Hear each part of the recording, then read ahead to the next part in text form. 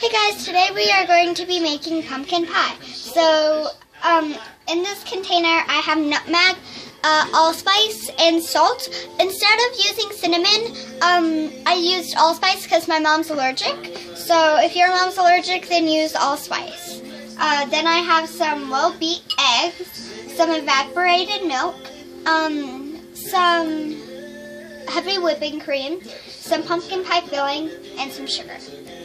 So I'm going to start by pouring everything into a mixing bowl. And the pie crust, you need to pinch it all the way around and poke holes into it once you put it into the pie pan.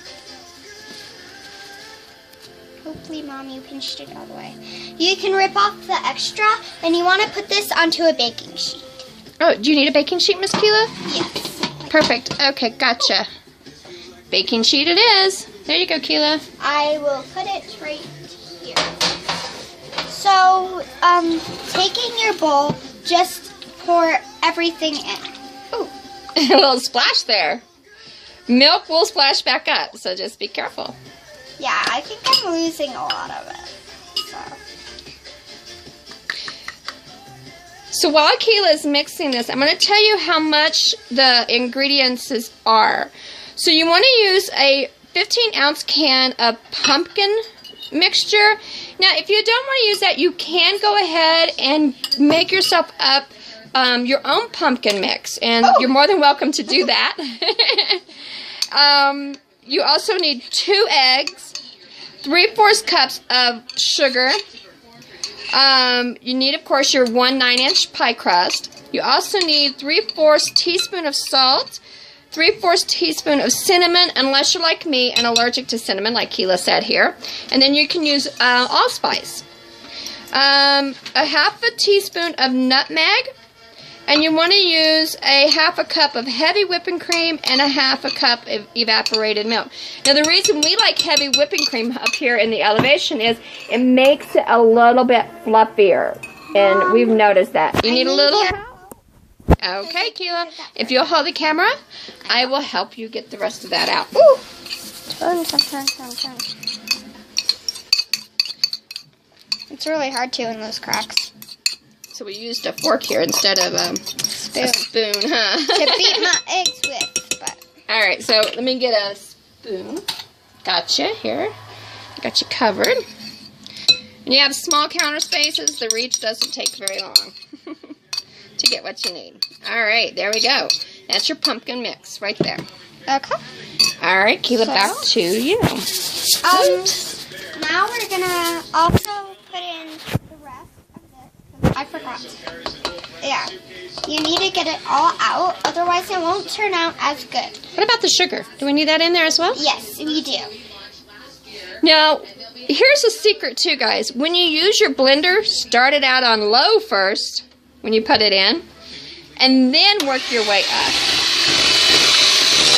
Make sure all your ingredients are nice and mixed up. I love baking in the kitchen with my kids.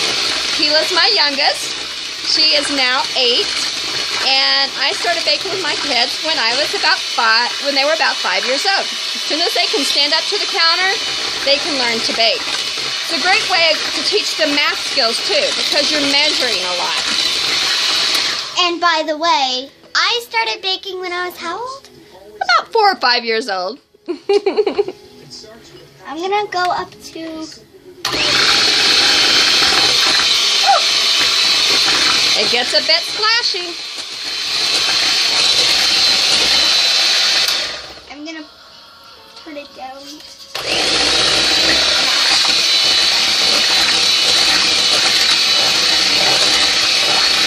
Now you only need to mix this until all the ingredients are mixed thoroughly. Does it look like all your ingredients are mixed thoroughly? Yeah. Everything's combined? Yeah.